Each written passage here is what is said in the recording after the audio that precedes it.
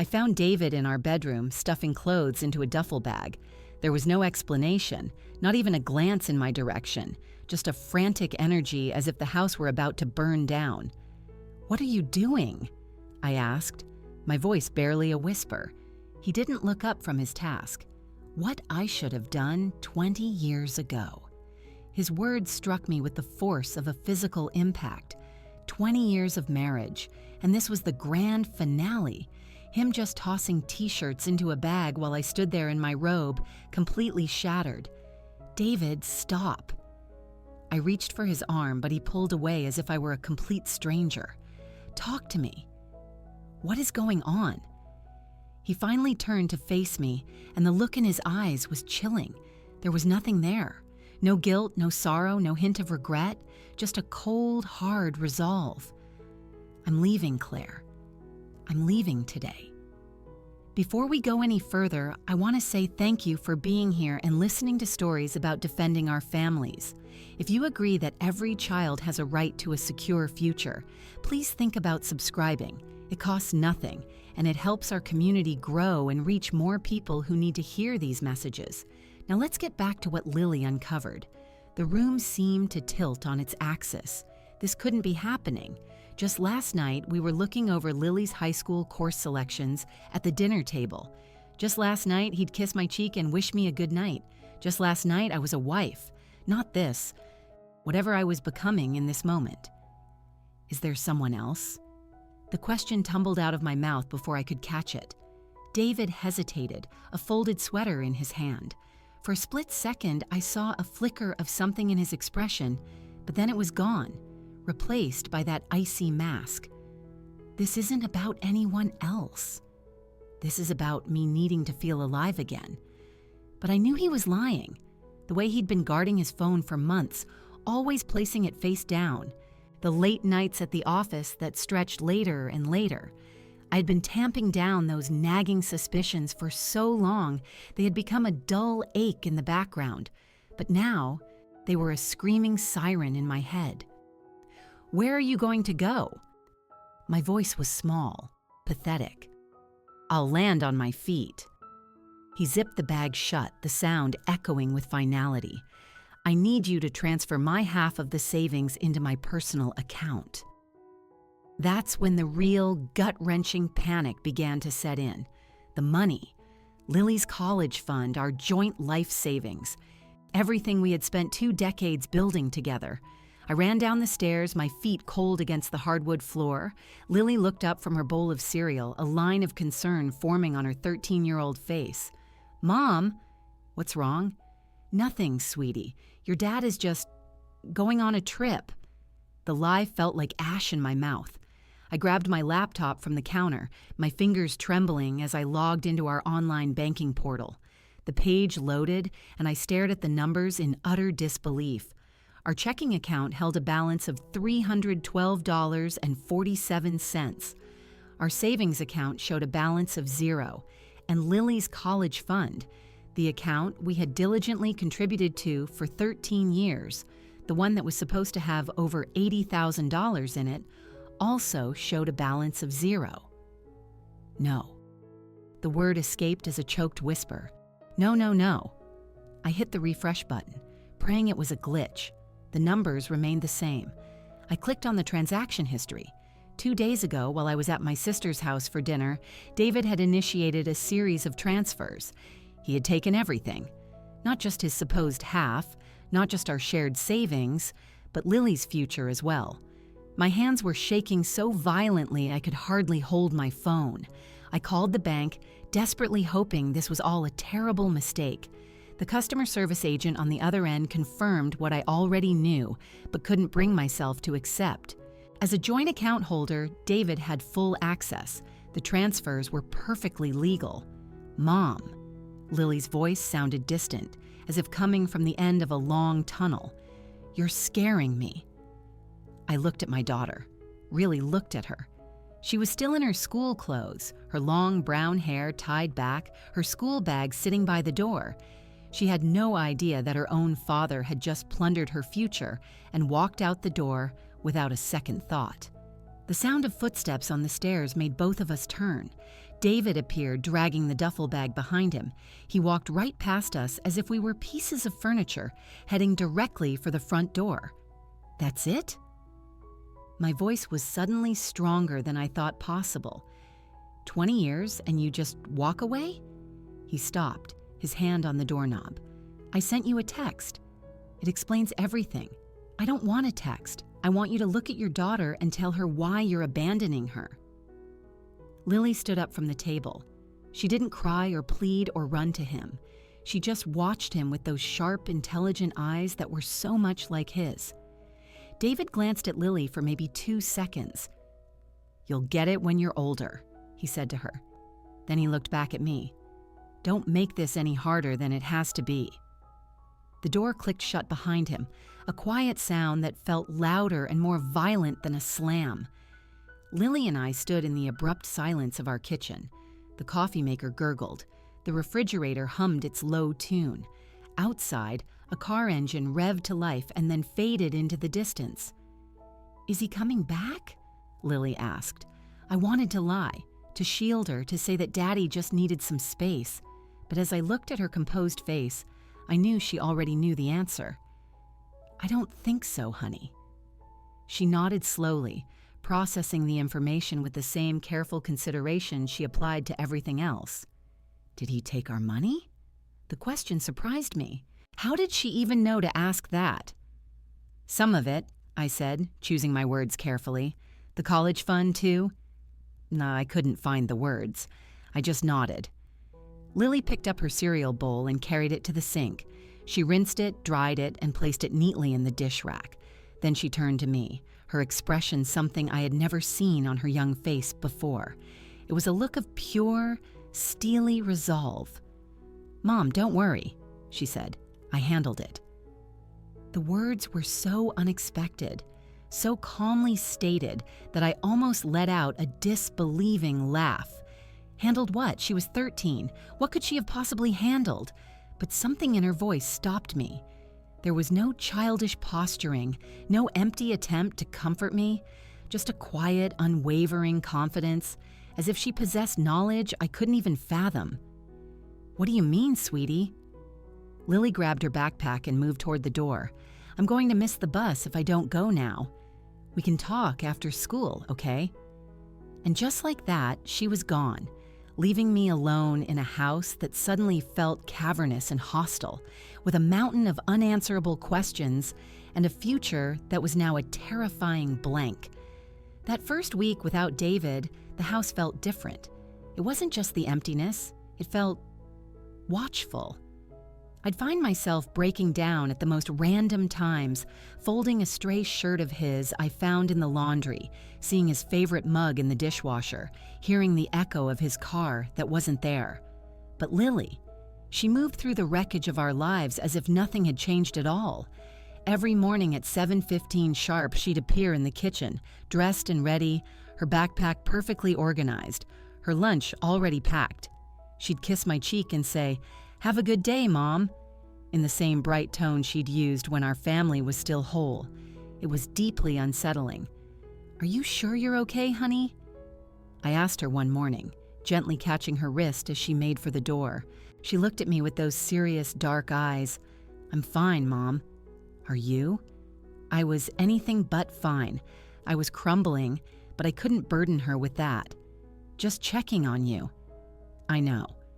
She gave my hand a reassuring squeeze. "But I'm really okay." That evening, I decided to call my sister, Olivia, for some desperately needed perspective. As I dialed her number, I could hear a sound from upstairs in Lily's room. It was a rapid, persistent clicking that filtered down through the floorboards like she was typing at an incredible speed. I just figured she was venting to her friends online, processing everything in the way modern kids do. "Claire? How are you holding up?" Olivia's voice was a warm blanket of concern. "I don't know," I confessed, collapsing onto the sofa. "Lily is being so stoic, but I'm worried she's just repressing everything." She hasn't shed a single tear. Kids handle things in their own way. Remember when our dad left? You were a mess for weeks, but I got mad and smashed Mom's ugliest vase. The typing upstairs stopped for a beat, then started again, even faster and more intense than before. "What's that noise?" Olivia asked. "Oh, that's just Lily on her computer. Probably homework or some game." But even as I said the words, a nagging feeling told me I was wrong. The rhythm was too methodical, too relentless to be a game. After hanging up with Olivia, I made Lily's favorite comfort food, macaroni and cheese with extra bacon. I knocked on her door around 6:30. "Come in," she called out. I pushed the door open, a tray in my hands. Lily was at her desk, her laptop angled so I couldn't see the screen. She snapped it shut the moment I came in. "Brought you some dinner, honey." "Thanks, Mom." She took the tray without meeting my eyes. "You can just put it on the nightstand." As I set the tray down, I quickly scanned her desk. A few textbooks, her school planner, scattered papers. It all looked normal, but there was a deliberate quality to the arrangement, as if it had been staged specifically for my benefit. "What were you working on?" I asked casually. "A history paper."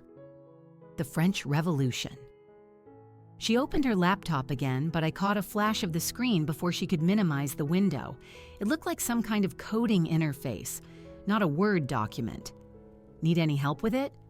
"I'm good, thanks for dinner." I had been dismissed, politely but firmly. I kissed the top of her head and left the room, that uneasy feeling twisting in my gut. The next few days followed the same pattern. Lily was a picture of perfect composure, while I fell deeper into a spiral of grief and confusion. I'd wake up in the middle of the night, my heart pounding with anxiety, obsessively checking our decimated bank accounts and calling David's number only to be met with his generic voicemail greeting. And every night, the furious typing would start up in Lily's room, sometimes continuing past midnight. On Friday evening, I was putting away Lily's clean clothes when I saw it. It was a single sheet of paper on her desk, partially obscured by her science textbook. I knew I shouldn't look. I knew it was an invasion of her privacy, but something about the formatting, it looked like a printout, drew me in. I pulled the paper out from under the book, and my blood ran cold. It was a printed email thread. The names at the top were David and Chloe. My hands trembled as I read the messages. They were dated from a month ago, long before David had left. They were discussing hotel reservations, meeting times, and something about handling Claire when the time was right. I sank onto Lily's bed, the damning evidence clutched in my hand. My 13-year-old daughter had somehow gained access to her father's private emails. How was that even possible? "Mom," Lily's voice from the doorway made me jump. She stood there holding her empty dinner plate, her expression calm and unreadable. There was no panic, no shame at being caught, just quiet observation. "Lily, where did you get this?" She set her plate on her dresser and closed the bedroom door. "Dad is terrible with passwords." "How did you—" I started, but I couldn't finish the question. "How long have you known?" "About Chloe? About 6 weeks? About the money? I figured that out the day before he left." 6 weeks. My daughter had been carrying this toxic secret for 6 weeks, while I had been living in blissful ignorance. I felt a wave of nausea. "Why didn't you tell me?" Lily sat down next to me on the bed, and for a moment she looked like the child she was. I wanted to be sure, and I wanted to figure out what to do about it. "Honey, this isn't your job. It's not your responsibility." "Yes, it is," she said, her voice suddenly firm. "He stole my college money." He lied to both of us. Somebody had to do something. I looked around her room with new eyes. Her meticulously organized desk, her unnaturally calm demeanor, her rigid routine, it all clicked into place. "What else do you know?" Lily reached under her mattress and pulled out a thick, spiral-bound notebook. She handed it to me. It was filled with pages of her neat handwriting, printed out screenshots, complex diagrams I didn't understand, and lists of numbers that could have been anything from phone numbers to bank accounts. "Lily, what is all this?" "Research," she said simply. "Dad thinks he's so clever, but he's sloppy. He uses the same password for almost everything. He never clears his browser history. He doesn't even bother to log out of his accounts. I flipped through page after page of her meticulous intelligence gathering. Financial records, copies of text messages, detailed travel itineraries. My daughter had been running a full-blown surveillance operation on her own father. This is... I was at a loss for words. It's incredible and terrifying. I learned most of it from online tutorials, she said, as if it were the most normal thing in the world. Cybersecurity is actually pretty fascinating once you get the basics down. Lily, this kind of thing, hacking into someone's private accounts, it's illegal. She looked at me with an expression that was far too old for her years. So is stealing $80,000 from your daughter's education fund. The matter-of-fact way she said it sent a shiver down my spine. This wasn't just my little girl anymore. This was someone else entirely. Someone calculating, focused, and utterly fearless. What are you planning to do with all this? Lily took the notebook from my hands and closed it. I'm still finalizing the strategy. But don't worry, Mom, I've got it handled. There it was again. That same phrase she'd used the morning David walked out. But now, those words carried a chilling weight that made me realize I might not know my own daughter at all. Show me everything, I said, my voice barely a whisper. For the first time since this whole nightmare started, Lily hesitated. Mom, some of it is pretty bad. Show me.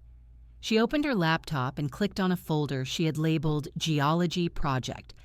Inside were dozens of subfolders with names like Financials, Comms Logs, and Identity Theft Evidence. My stomach twisted into a knot. It started with Dad's burner phone, Lily began, clicking on a folder. He thought he kept it well hidden in his closet, but I saw him checking it one night when he thought I was asleep. The screen filled with blurry photos Lily had taken through a crack in David's bedroom door, clear enough to show him texting on a device I had never seen. I waited until he left it charging in his home office one day. I only had about 10 minutes, but it was enough to get into his messages. Lily's fingers flew across the keyboard. That's how I found Chloe. A new window popped up, filled with screenshot after screenshot of their text exchanges. My husband's words to another woman, talking about me as if I were a problem to be managed, planning their new life together, discussing how to orchestrate the Claire situation to minimize his financial losses in a divorce. I felt like I was going to be sick. But it gets worse, Mom. Lily navigated to another folder. Chloe Sterling. She's a junior partner at Dad's investment firm. She manages high-value client portfolios and trust accounts. You found out where she works? I found out everything about her. Address, family, career history, credit score, even her Grubhub password. Lily's voice was completely devoid of emotion, as if she were reciting facts for a school report. She's been embezzling money from her clients for the past 2 years. The evidence was all there, laid out in meticulous detail. Bank transfer records showing funds moving from client accounts to personal ones. Phony invoices for services that were never rendered. Fabricated investment statements designed to fool her clients. Lily had somehow breached Chloe's work computer and documented every single crime. Lily, how did you even get into their corporate systems? Chloe uses the same password for everything, Sterling 2012. Her last name and the year she passed the bar exam. I found that on her public LinkedIn profile. Lily shrugged as if it were obvious. People are ridiculously predictable. I stared at my daughter, the stranger sitting next to me. But how did you learn to do all this? YouTube mostly, and a few online security forums. There's a ton of information out there if you know what to look for. She clicked on yet another folder, and my world tilted once again. Bank statements with my name on them, from accounts I had never opened. Credit card applications filed using Lily's social security number. Loan agreements signed with forged electronic signatures. Mom, Dad didn't just take our money. He's been using our identities to get loans. My voice was gone. The $80,000 from my college fund? That was just the down payment on a $300,000 loan he took out in my name. What? The word came out as a strangled gasp. He and Chloe were buying a house together in Scottsdale. They used my clean credit history and your employment info to get the mortgage approved. Lily's jaw was tight with fury. They were going to vanish and leave us with all the debt. The room was spinning: identity theft, bank fraud. My husband hadn't just left us, he had systematically planned to ruin our financial lives to start a new one with his criminal girlfriend. But here's the thing, Lily continued, and for the first time I heard a sliver of something cold and triumphant in her voice. I caught them before they could close on the house. She opened one last folder, this one labeled Countermeasures. It was filled with dozens of official-looking documents, fraud reports filed with all 3 major credit bureaus, formal complaints submitted to banking regulators, anonymous tips sent to Chloe's firm's compliance department. I've been working on this for 3 weeks, Lily explained. First, I gathered all the evidence. Then I started taking their whole plan apart piece by piece. What do you mean? Well, for starters, Chloe was suspended from her job yesterday. Her managing partner received an anonymous email with a full dossier on her embezzlement. Her clients are panicking. The state financial board is launching a full investigation. My jaw dropped. You did that? She was stealing from elderly people's retirement funds, Mom. She deserved it. Lily's voice was as steady as a rock. And that was just the start. She showed me more files. The credit agencies had frozen all the fraudulent accounts. The mortgage for the Scottsdale house had been flagged for fraud and denied. Chloe's landlord had received a tip about potential illegal activity and had already started eviction proceedings. But the best part, Lily said, clicking on a final document, is what I sent to her father. Her father? Judge Robert Sterling. He's a very prominent federal judge. A man who is deeply, deeply concerned with his family's public reputation. He received a very detailed, anonymous letter about his daughter's extensive criminal activities, along with copies of all my evidence. I felt a wave of dizziness. Lily, what have you done? She finally closed the laptop and looked at me directly. I protected us. Dad thought he could steal our lives and just walk away clean. He thought we'd be too devastated and stupid to fight back. He was wrong. But sweetheart, this, going after people like this, it's dangerous. More dangerous than letting them get away with destroying our lives? Lily stood and walked to her window, looking out into the twilight. Mom, they didn't just take our money. They took my future. They took your security. They took everything we ever worked for and tried to hand it to themselves. I watched my 13-year-old daughter, her small frame silhouetted against the glass, and I realized she was right. While I had been curled up in a ball of grief, calling David's voicemail and begging him to come home, Lily had been waging a war for us. What happens now? I asked. Lily turned back to me, and in the dim light of her room, she looked impossibly old. Now we wait. Chloe's world is burning down, and she doesn't even know who lit the match. When Dad finds out what's happening, he'll panic. And when people panic, they make mistakes. How can you be so calm about all this? Because I'm not the one who needs to be scared anymore, she said simply. They are. That night, I lay awake in bed, my mind racing, thinking about the child sleeping just down the hall. She had saved us. But at what cost? What kind of person had my daughter become in this crucible of betrayal? And even more frightening, what else was she capable of? Around midnight, I heard it again, the soft, steady clicking of keys. Lily was still working, still planning, still protecting us in ways I was only beginning to understand. I should have felt nothing but gratitude. Instead, I was terrified. The phone rang at exactly 2:15 on a Tuesday afternoon. I was in the kitchen, my hands soapy from washing dishes. David's name flashed on the screen. My heart hammered against my ribs for reasons I couldn't quite name. Hello? My voice was smaller than I intended. Claire. David's voice was unrecognizable. It was thin, strained, and dripping with desperation. "We need to talk. Something really weird is happening." I dried my hands on a dish towel, glancing toward the living room where Lily was supposed to be doing her homework. "What kind of weird?" "My bank called me this morning. All of my accounts have been flagged for suspicious activity. They've frozen everything, pending some kind of federal review." His words tumbled out in a panicked rush. "And Chloe lost her job yesterday. Security escorted her from the building."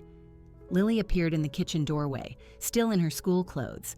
She walked calmly to the counter and poured herself a glass of juice, but I could see her listening with an unnerving intensity.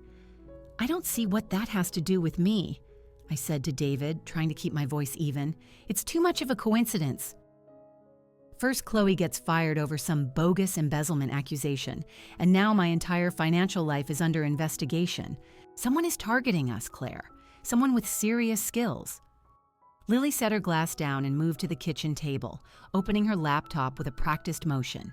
She typed something quickly, and her screen lit up with what looked like a dozen different windows of scrolling code and data streams. "Who would do that?" I asked, even though a sick feeling was already churning in my stomach. "That's what I'm trying to figure out." "Chloe thinks it might be an old boyfriend, maybe someone from her firm she turned down, or—" David stopped talking abruptly. "What was that noise?" I looked at Lily. She had clicked something on her laptop, and a soft chime had echoed through the phone's speaker. "What noise?" I asked. There was a beep. It sounded like someone just accessed my email. David's voice shifted from panic to pure alarm. "Claire, someone is in my computer right now. I can see my own emails opening and closing. Someone is reading my messages as we speak." Lily's fingers danced across her keyboard with the fluid precision of a surgeon. Her screen now showed what looked like email interfaces and financial documents. She was inside his system, watching his every move, reading every word. "David, maybe you should hang up and call tech support or something." "No, wait, I need to ask you something, straight up." His voice was laced with suspicion. "Claire, did you hire someone? A PI or some kind of computer guy? Because if you did, you need to call them off. What they're doing is a felony." Lily looked up from her screen and met my eyes. She gave me the slightest shake of her head before returning her focus to her work. "I didn't hire anyone," I said, and it was the honest truth. "Then who?" David's voice was cut off by the sound of frantic typing on his end.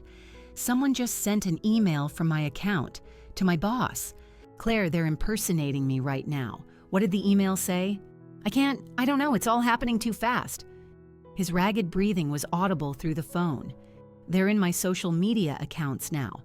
They're posting things, financial records, private messages between me and Chloe." Lily minimized one window and opened another. I caught a glimpse of what looked like a social media feed and document uploads before she angled the screen away. "David, you need to call the police if you're being hacked." "You think I haven't tried? The cops said that if the information being posted is factually true, it's not harassment, it's whistleblowing. But how could anyone have access to true documents unless they were—" He trailed off. "Unless they were inside my actual accounts." The terrible realization was slowly dawning on him. Someone wasn't spreading lies. Someone was spreading the truth, the real evidence of his crimes. "Claire, listen to me. The money I took, I was going to pay it back. Chloe and I were going to make it work, and then I was going to quietly put it all back. No one was ever supposed to get hurt, but you did take it. Temporarily, it was a loan. Chloe had this investment opportunity that was a sure thing, guaranteed to double our money in 6 months." He was getting more and more desperate. "We were going to surprise you and Lily with even more money than was originally there." Lily looked up from her laptop again, and I saw something in her eyes that chilled me to the bone. It wasn't anger or hurt. It was cold, detached analysis. She was listening to her father spin a web of lies about why he stole from his own family, and she was taking mental notes. David, that's not what a loan is. You can't take someone's money without asking and call it a loan. You don't understand the pressure I was under. Chloe's father was threatening to cut her off if she couldn't prove she was financially independent. She needed that money for the house to show him she was serious about her future. So you stole our daughter's college fund to impress your girlfriend's dad? It wasn't stealing. David's voice cracked. It was an investment in all of our futures. Chloe's family has connections. Once her father accepted us, he was going to help me start my own firm. We would have been rich, Claire, rich enough to pay for Lily's college 10 times over. Lily closed her laptop with a soft, definitive click and stood up. She walked over to where I was standing and gently took the phone from my hand. "Hi, Dad," she said, her voice perfectly level. "Lily?" "Sweetheart, thank God.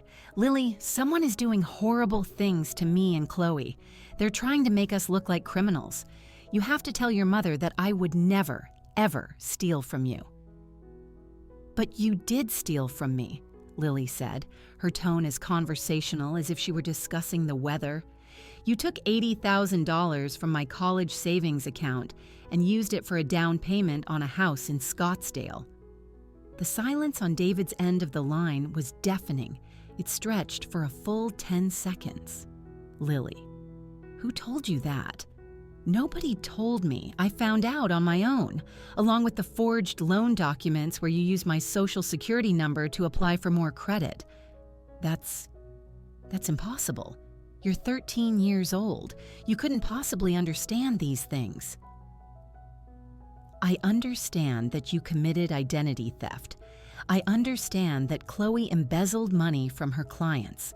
And I understand that you both plan to disappear to Arizona and leave Mom and me with the mountain of debt you created."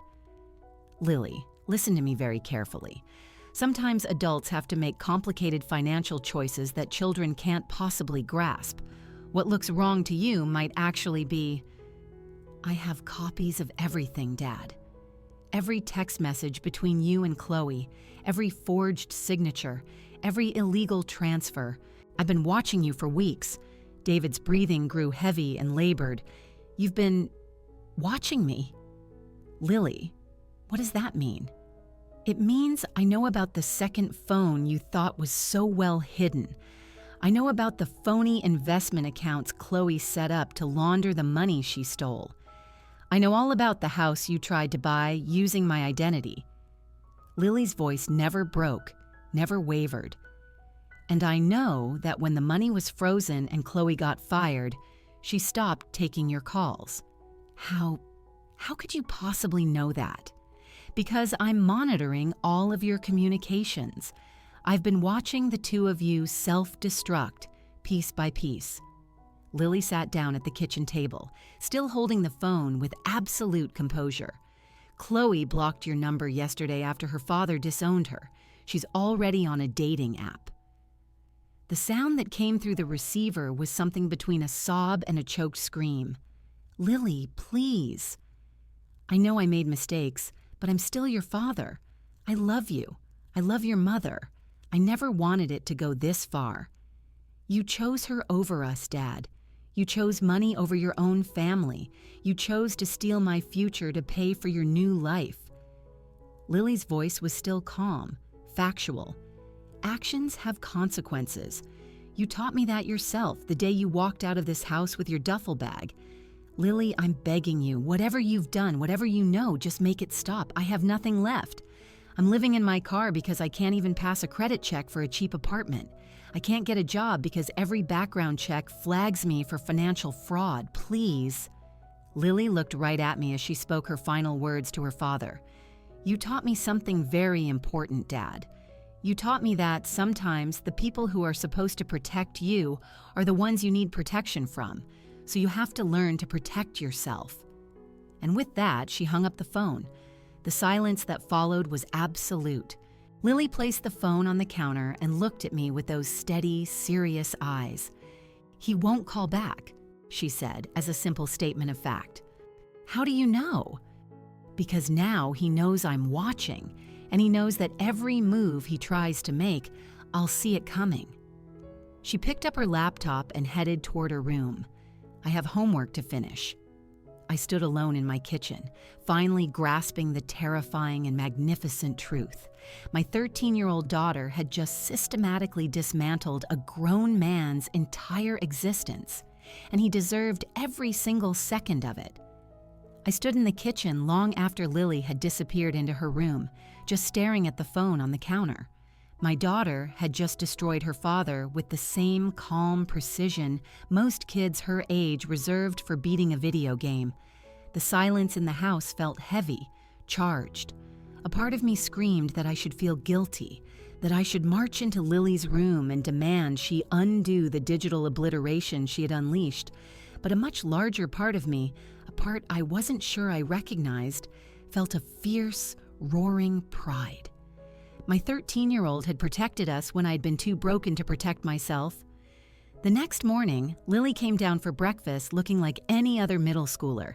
She ate her toast, double-checked her backpack, and kissed my cheek goodbye as if she hadn't spent the previous evening orchestrating the complete ruin of 2 adult lives. "Lily, wait." I caught her arm gently at the door. "Are you okay?" She tilted her head, giving the question the same serious thought she gave a math problem. "I'm fine, Mom." "Why wouldn't I be?" "Because of yesterday, with your father." "What about it?" Her total lack of an emotional response was unnerving. "Honey, that was a very intense conversation you had with him. It's okay to feel upset or confused or—" "I'm not upset," Lily stated. "I'm relieved. Now he knows that I know what he did, and he knows there are consequences for trying to ruin his family. But don't you miss him? Even a little bit?" Lily paused, her hand on the doorknob. "I miss the dad I thought I had." But that person wasn't real, was he? He was just a role Dad played when it was convenient for him. The clinical way she dissected her own feelings was both terrifying and brilliant. Where was the rage? The grief? The desperate childish hope that Daddy would say he was sorry and come home? "Lily, I think it might be a good idea for you to talk to someone. A therapist who can help you process all these big feelings." "I'm not having big feelings, Mom. I'm having appropriate feelings," she said, opening the door. "But if it will make you feel better, I don't mind talking to someone." After Lily left, I called our family doctor who recommended a child psychologist named Dr. Evans, who specialized in family trauma and, intriguingly, gifted children.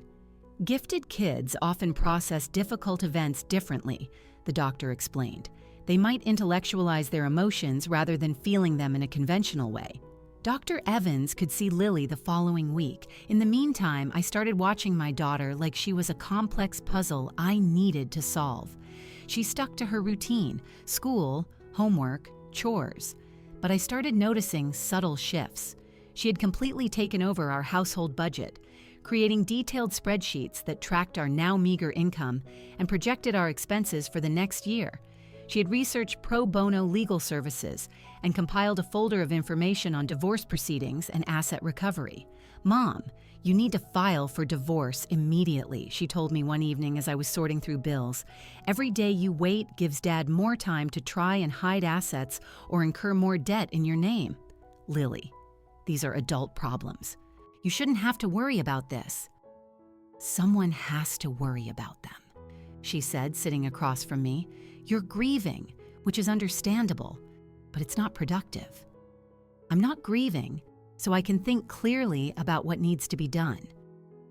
Her blunt assessment of my mental state stung, mostly because it was dead-on accurate. I had been adrift, hoping the nightmare would somehow end on its own. Lily was the only one steering the ship. Dr. Evans's office was decorated in calming shades of blue and green. I expected Lily to be anxious, but she walked in as if she were attending a board meeting. "Lily, I'm Dr. Evans. Your mom thought it might be helpful for us to talk about the changes in your family." "That's fine," Lily said. "I assume this is standard procedure after what I did to my father." Dr. Evans blinked, clearly taken aback. "Can you tell me about that?" For the next 45 minutes, Lily calmly and methodically detailed the entire situation, discovering the affair, documenting the financial crimes, and systematically dismantling David and Chloe's lives. She spoke without any discernible emotion, presenting the facts as if giving a book report. "And how did that make you feel?" Dr. Evans asked. "Satisfied," Lily replied without a moment's hesitation. "He stole from me." I ensured there were consequences. It felt like justice. "Do you ever feel sad that your father is gone?" "I feel sad that he chose to become the kind of person who would steal from his own child. I don't feel sad that he's facing the results of that choice." When the session was over, Dr. Evans asked to speak with me alone. "Mrs. Miller, your daughter is remarkable," she began carefully. "Her cognitive abilities are off the charts, and her emotional resilience is extraordinary." "But is it healthy?" I asked. "Should a child be able to do what she did and not feel guilty or traumatized?" Trauma responses vary, especially in highly intelligent children. Lily has experienced a profound betrayal, but she has processed it in a uniquely functional way, Dr. Evans explained. "Some kids shatter when faced with this. Others, especially those with strong analytical minds, respond by taking control. She's not just okay, Mrs. Miller. She's adapting. The real question is, are you comfortable with who she is becoming?" That evening, I found Lily on her laptop again. But when I looked over her shoulder, I didn't see hacking software or surveillance logs. I saw a Word document titled Family Financial Fortress, a guide to protecting yourself from internal threats. "What's this, honey?" "I'm writing a guide for other kids whose parents might be stealing from them, and for adults who don't know how to spot financial fraud in their own homes." She scrolled through the document, showing me detailed sections on password hygiene, recognizing forged documents, and securing personal information. It was sophisticated, well-written, and incredibly practical. My 13-year-old was turning her personal horror story into a public service. "Lily, this is amazing. Where did you learn to write like this?" "I've been doing a lot of research on family financial fraud," she said, saving the document. "The school counselor asked if I'd be willing to present it at the next PTA meeting. Apparently, 3 other families in our district have recently discovered similar issues with missing funds and identity theft." I stared at the screen, reading her clear, concise advice. She wasn't just surviving what David had done. She was transforming it into something that could shield others. "How do you feel about presenting this to a room full of adults?" "Nervous," she admitted, "but also excited. Most people have no idea how easy it is to protect themselves if they just know what to look for." She closed her laptop and looked at me seriously. "Mom, can I ask you something?" "Of course." "Are you ashamed of what I did to Dad?" The question hit me like a punch to the gut. Ashamed? Lily, you saved us. You protected our family when I couldn't. But you look at me differently now, like you're worried about me. I sat on the edge of her bed. "I'm not worried about what you did, sweetheart. I'm worried about what it cost you. What you did was brilliant, but it forced you to become harder and more cynical than any child should ever have to be." "Do you think I'm broken?" "No." The answer was immediate and absolute. "I think you're stronger than I ever knew was possible. But I also think that strength came at a price, and I just want to make sure you're okay with who you've become." Lily leaned her head against my shoulder, and for a brief moment she felt like my little girl again, not the formidable force she had become. "I don't feel broken, Mom. I feel like I finally understand how the world really works. And when you understand something, you can't be a victim of it. And you can protect others from it. That's why I'm writing the guide. If I can help one other family avoid what we went through, then maybe something good came out of Dad's choices after all." Later, as I was tucking her in, she asked one last question that both broke my heart and filled it with pride. "Do you think Dad ever really loved us?" I think he loved the idea of us, I said honestly. But when loving us became inconvenient, he chose himself. That's what I thought too, she whispered, pulling her stuffed bear closer. Good night, Mom. Good night, sweetheart. I turned off her light and stood in the hallway thinking about what Dr. Evans had said. Maybe Lily wasn't broken. Maybe she was exactly who she needed to be to not just survive, but to thrive. Maybe I wasn't raising a damaged child. Maybe I was raising a warrior, and she was using her strength to protect the world. 6 months later, I was shelving books in the young adult section of the bookstore where I worked when my manager approached me, looking nervous. Claire, there's a reporter here asking about your daughter, Linda whispered, glancing toward the front counter where a woman in a sharp blazer stood holding a notepad. My heart seized. What kind of reporter? She's from a national news outlet. She said she's investigating the Chloe Sterling embezzlement case.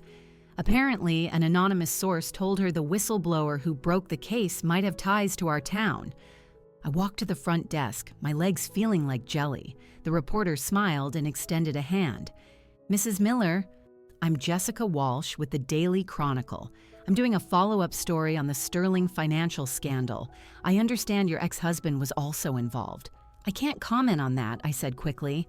The story has gone viral. Chloe Sterling is facing a slew of federal charges, and dozens of other victims have come forward. Someone was incredibly meticulous in documenting her crimes. We'd love to know who the hero is who brought it all to light. After she finally left, I drove home to our small apartment, my hands trembling on the wheel. Lily was at the kitchen table working on her laptop when I walked in. There was a reporter at the bookstore today, asking about the Chloe Sterling case, I said carefully. Lily didn't look up from her screen. They'll never trace it back to me. I used 7 different proxy servers and routed the anonymous tips through encrypted networks. It's a digital ghost. Lily, it's fine, Mom. Actually, it's good. The more attention the case gets, the more other victims feel empowered to come forward. She finished typing a line of code. I've been monitoring the news. So far, 12 other families have contacted the authorities about Chloe's fraudulent schemes. The casual way she talked about having a nationwide impact on a federal financial crimes investigation still took my breath away. My daughter had triggered an avalanche, and she discussed it like a successful science fair project. 3 weeks later, an email arrived that changed everything. A major tech security firm called Safeguard had somehow managed to identify Lily. They wanted to offer her a position in their youth cybersecurity development program. They're offering a full-ride scholarship to any university in the country, plus a signing bonus, Lily said, showing me the email. Lily, this is incredible. This could set you up for life. I know. She closed the laptop without a second thought. I'm turning it down. What? Why? Because their business model is about selling fear. They want me to build proprietary software that profits from people's insecurity, not actually empowers them. She stood and walked to the window of our small living room. Besides, I already have a job. What do you mean? Lily pulled a business card out of her backpack and handed it to me. It was professionally printed. LP Family Protection, Financial Security Consulting. I've been helping families secure their assets and recover from internal fraud for the past month. I have 6 regular clients. They pay me $85 an hour for consultations. I took the card, staring at the crisp, clean design. Lily, you're 13. How are you running a consulting business? Age is irrelevant when you work remotely. My clients think I'm a 30-something cybersecurity expert who specializes in familial fraud. She pulled up a spreadsheet on her laptop. I've already made enough to replace my entire college fund. The numbers were astonishing. In just a few months, my teenage daughter had earned more than I made in a year. What kind of services do you offer? I help families identify financial red flags, secure their digital lives, and navigate the process of recovering stolen assets. Last week, I helped a family in Texas get back $50,000 their uncle had siphoned from their grandfather's estate. Is it legal? Everything I do is 100% legal. I teach people how to protect themselves and help them file the correct reports with the proper authorities. I don't hack for them. I teach them how to find the evidence that's already there. She minimized the spreadsheet. I'm also keynoting a cybersecurity conference next month. As yourself? As Elle Patterson, Family Protection Specialist, I'm participating via an encrypted, voice-modulated video call. My age won't be a factor.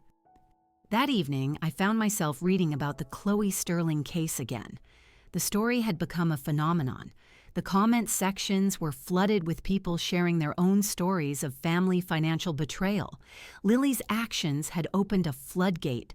Nobody ever suspected the hero at the center of it all was a 13-year-old girl working from her bedroom.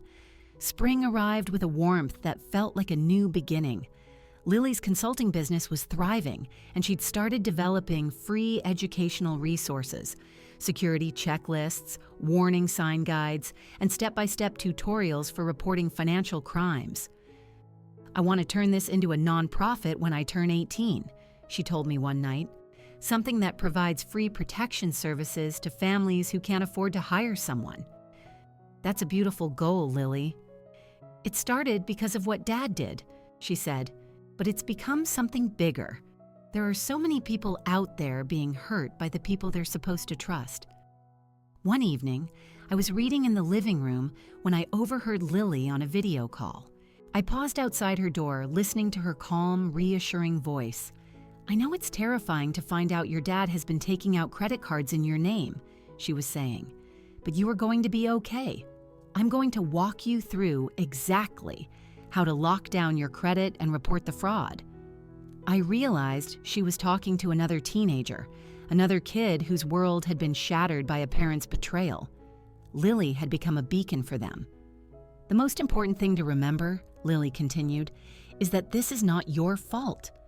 When the people who are supposed to protect us fail, we have to learn to protect ourselves."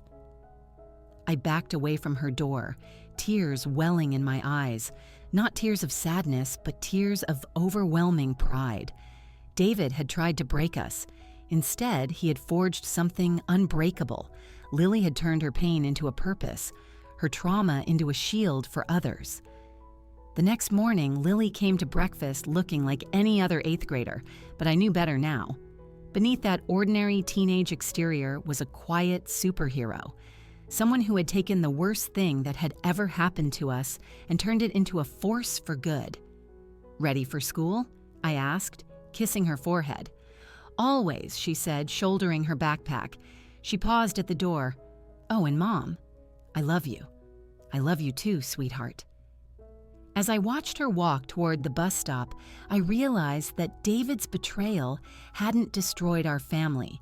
It had revealed its true strength. Lily had won more than just justice. She had won her future back, and now she was using it to secure the futures of countless others. David could keep whatever was left of his shattered life. We had built something infinitely more valuable from the wreckage he'd left behind. We had built hope, and Lily was sharing it with the world. If this story of a 13-year-old's incredible quest for justice kept you on the edge of your seat, please hit that like button. My favorite moment was when Lily calmly told her father, "Actions have consequences," before hanging up. What was your favorite part? Let me know in the comments below. And if you don't want to miss more amazing stories of family protection, make sure to subscribe and ring that notification bell so you never miss an upload. End of story.